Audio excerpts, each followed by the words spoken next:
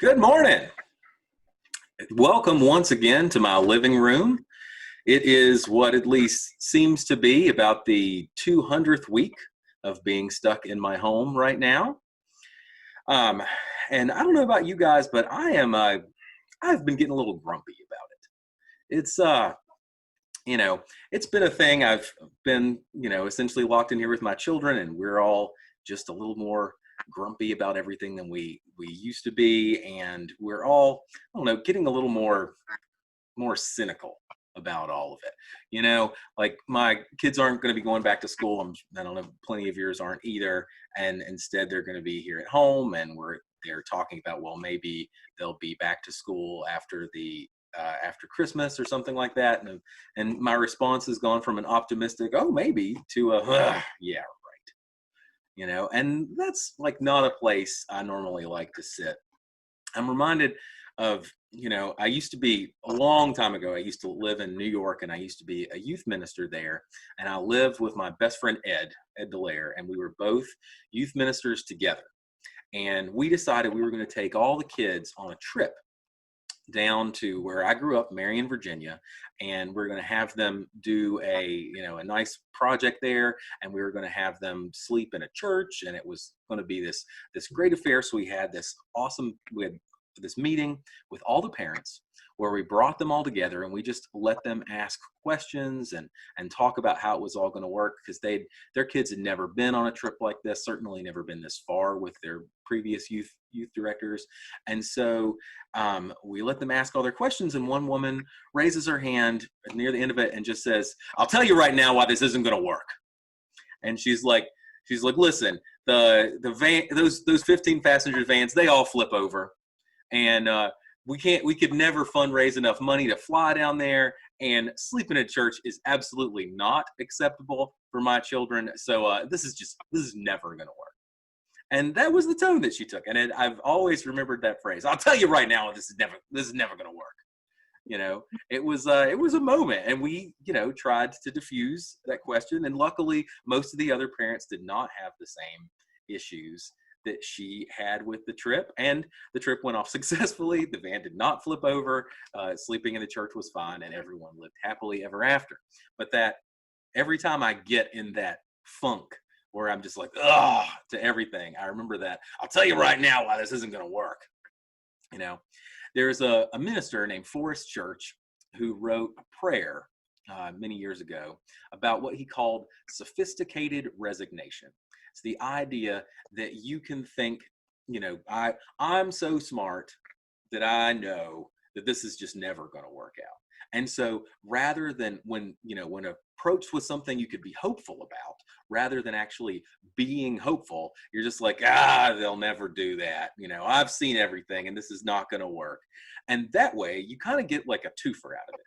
If this thing that you should be hopeful for happens, and you were all cynical about it, and it happens anyway, that's great. That thing that you wanted to be hopeful for happens. No big deal. But if the thing that you would have been hopeful for doesn't happen, then you were right. And that's kind of great too. And so that place of sophisticated resignation lets us sit in this like emotional distance from things where we're like, oh God, it's never going to work out. And so I'll read you a little bit of his prayer. His prayer says, "Let us awaken from the soul-crushing allures of sophisticated resignation and cynical chic, to savor instead the world of abundance and possibility that awaits just beyond the self-imposed limits of our imagination." And I think about that prayer, and that it is a very alluring place to be, and like this cynical place of like, I'm above it, and I think that stuff's never going to happen. And what we're talking about today is essentially the opposite of that, of living in a mindset of blessing, rather than looking at things and saying, "I'll tell you right now why that isn't going to work." Instead, we're going to look at things and, try to see this as a world that is full of blessings. And so this thing that's coming, and even the possibility of something to be hopeful for, is in and of itself a blessing. And so our scriptures today, we have two. The first was from the Sermon on the Mount. And this is where Jesus is talking to a large group of people. This is pretty much the only like real sermon that we get that's both in Matthew and Luke, where he's talking to all these people, and he begins with these blessings. Blessed are the poor, blessed are the meek.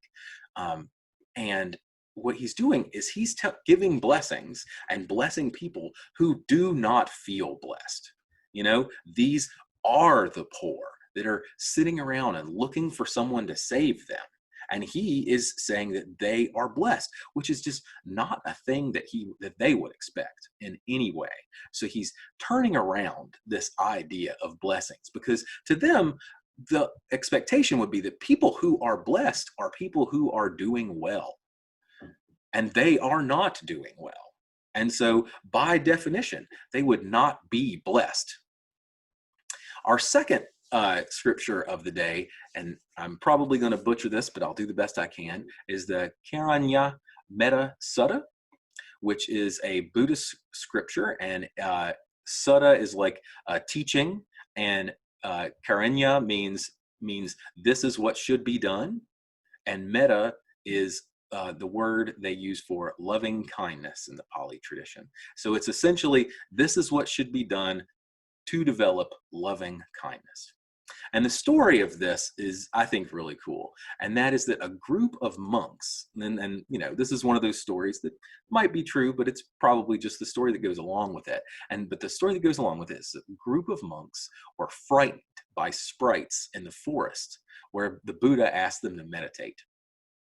And when the monks asked for the Buddha's aid in dealing with the sprites, the Buddha taught the monks the Metta Sutta as an antidote to their fear. And the monks recited that sutta over and over and felt better. And then their feeling better worked so well that it quieted the sprites around them and made the sprites feel better.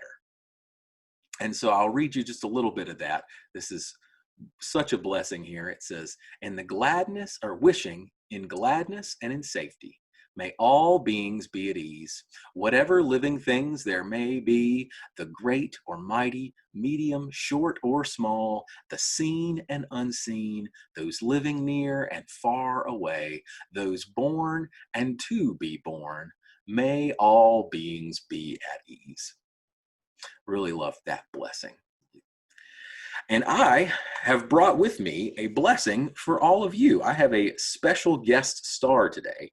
We have Jane Kramer, who is yet another awesome Warren Wilson College graduate and a musician right there from Asheville, who's going to be joining me today to play some music for you all. So Jane, why don't you talk about for a second who you are and what you're going to play? Oh, thank you so much for having me, Justin. This is a blessing for me. It's a bright spot in my week.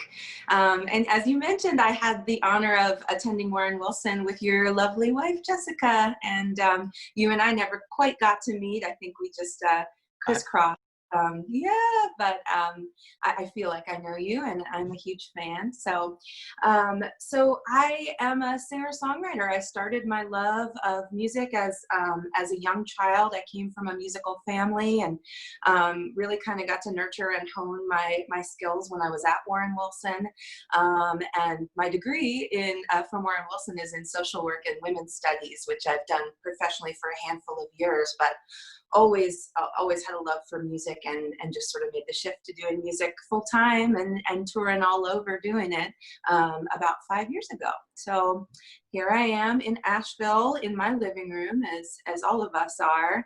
My life looks a little different now because of the pandemic, so grateful to be able to share music like this. And so when Justin approached me about sharing some music with you all today, this song kind of, when he let me know about the theme of blessings, which I think is something so important for us all to sort of just focus and reflect on right now. This song of mine came immediately to mind. And little story behind it is that I had left Asheville after a lot of heartbreak. my marriage, after a long time, broke up. The band I was part of broke up in a painful way. My dearest friend passed away, and I lost my job, all within about a 6-month period. And I moved across the country to try to just heal and get some space. And but I missed Asheville the whole time. These mountains are just my dirt. And when I started feeling the stirrings of, can I return home? And I felt like that was on the horizon for me. I took a beautiful trip to Italy, and got to meet a songwriter that I've long admired, and received some, face-to-face mentorship from her. And she heard my music and told me that it was deliciously self-deprecating. And she challenged me to write a song in which I forgive myself and recognize that I do hold love for myself, even when I don't feel it or see it.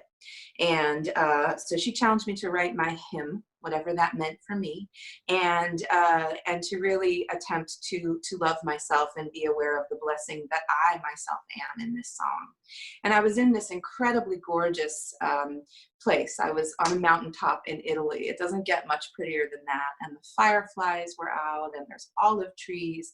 And I had a really, really stark realization that I couldn't even absorb these blessings around me without first realizing that I myself is a blessing and my life is a blessing. And a little shift happened inside me, and I did feel a little more of that love and was able to soak in more of the love around me. And it's been a beautiful lens to look through from then forward, to be like, how can I be a blessing today? And so here's my hymn.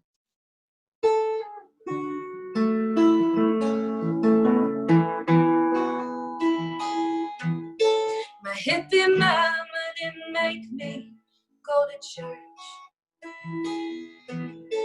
but I find God in the fireflies and digging through the dirt. I can't sit in no office chair, I got grass stains on my shirt. Well, my hippie mama didn't make me go to church, so I ain't wasting time in a scratchy Sunday dress. I'll be wearing thin, this tattooed skin, whatever time I've got left. And before I meet my maker, I wanna make something of this mess. But I ain't wasting time in a scratchy Sunday dress.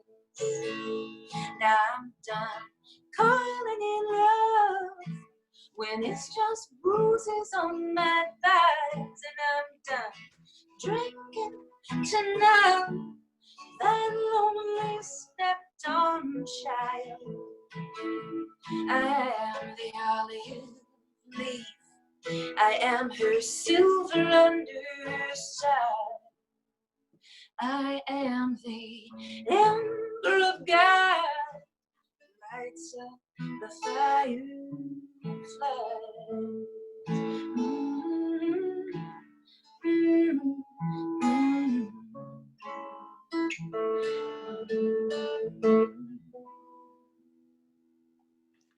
Thank you, Jane. That was beautiful. And I love that image of the ember of God that lights up the fireflies. There are all these little things like that that are such a blessing. Last year, I got to take my kids to go see a place up in the Blue Ridge Mountains where there were just a ton of fireflies, and they were lit up by how wonderful it was to see that little bit of light flashing off in the darkness, just like the little bits of things that we can see around us that bless us. And so I was thinking about this idea of blessing, and I think there are 3 major ways that we can embrace blessing. And the first is just to recognize that this life that we're living in and of itself is a blessing from God. That this, it's easy to look at the things that are happening right now and see, what is hardest on you, and what is most pressing in terms of what am I worried about right now, and miss all of the things around us that are, that are there to bring us joy. Like I was just kind of lamenting with my wife a couple of days ago that I think I spend all my time cleaning up after my children and not getting to play with my children, and and so I'm like, I'm missing that blessing of this time. Like I just want to go outside and throw a baseball or something like that. But instead I'm picking up kinetic sand in the floor or something like that. And so trying to see this world and this life that we have as a blessing is one of the great ways we could embrace blessing that would help change the way we see the world around us. And the second one, and I think this is a kind of a hard one to think about, was to embrace the idea that we are able to give blessings to others. And I know, like, especially with ministers, that there's like this idea of like some people can bless people, but some people can't bless people. And I don't think that's how God works. I don't think any of us have the like laser beam hands where we can go bzzz and make like a blessing happen for someone. The reality is that we can use our words and we can use our presence, or we could use a card or a call to show someone that we recognize that ember of God that is inside them. That the blessing of God that is already there. And we can give someone that gift of just recognizing that we see that and that we feel that they are blessed. And the third way, while I think it makes a little more sense, but it might just be the hardest. And that is what Jane was talking about, this recognizing that we are indeed a blessing. That it's very easy to look at someone else and think that person is a good person, that person is a blessing. It is very hard to look at yourself, knowing what you know about who you are, and to say, I am a blessing too. But I think that is what God calls us to do. Each and every one of us was frightfully and wonderfully made. And we are called to recognize that and live by that blessing that we have been given in ourselves in this life. Jane, you want to play a little more for us? Just had to get out of my own way to find my home. It was right here in my guitar, been rubbing against it all along. It didn't take a lover to put me back inside my bones. Just had to get out of my own way to find my home. And now I'm gonna swing this hammer like you ain't never seen. I've got railroad ties and jasmine vines on the walls of my dreams. I've spent years apologizing for a heart that's true and clean. And now I'm gonna swing this hammer like you ain't ever seen. And I'm done calling it love when it's just bruises on my thighs. And I'm done drinking to numb that lonely stepped on child. I am the olive leaf, I am her silver underside. I am the ember of God, lights up the firefly. Now, John O'Donohue wrote a book called To Bless the Space Between Us several years ago. And in it, he had a blessing that he used to begin each day for himself. And I'm going to read that to you now. His blessing was, may I have the courage today to live the life that I would love, to postpone my dream no longer, but do at last what I came here for, and waste my heart on fear no more. It is time to let go of fear and let go of cynicism and distance and embrace this idea of blessing.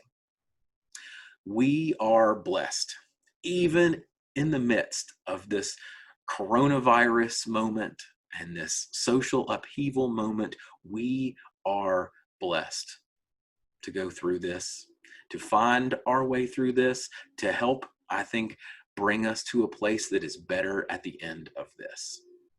And it might feel good to say, I'll tell you right now why this isn't going to work. But it is important to move past that, to hope, to be willing to say, I don't know if this thing's going to happen. I don't know how this is going to turn out, but I bless us and I bless me and I bless this world in moving toward something better. I have faith that God is with us, that we are not alone, and we're going to find a way through. You are called to live a life that is a blessing, not only to you, but a blessing to others around you. As Jane says, you are the ember of God that lights up the fireflies. Now, this would not be a sermon about blessing people without giving it a shot. So, Jane, if you're ready, I'm going to give you a blessing. Does that work for you? I love it. All right. Jane, may you have the courage today to live the life that you would love, to postpone your dream no longer, but do at last what you came here for and waste your heart on fear no more. Can I bless you back? Yes. Okay, Justin, may you have the courage today to live the life that you would love, to postpone your dream no longer, but do at last what you came here for and waste your heart on fear no more. Thanks, Jane.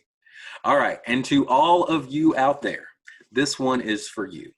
May you have the courage today to live the life that you would love, to postpone your dream no longer, to do at last what you came here for, and waste your heart on fear no more. Now get out there and swing your hammer. Jane? Now I'm gonna swing this hammer like you ain't never seen. I got railroad ties and jasmine vines on the walls of my dreams. I've spent years apologizing for a heart that's true and clean. But now I'm gonna swing this hammer like you ain't ever seen. And I'm done calling it love when it's just bruises on my thighs. And I'm done drinking to know that lonely stepped-on child. I am the olive leaf, I am her silver underside. I am the ember of God, lights up the fireflies. Mm-hmm. Mm-hmm. Mm-hmm.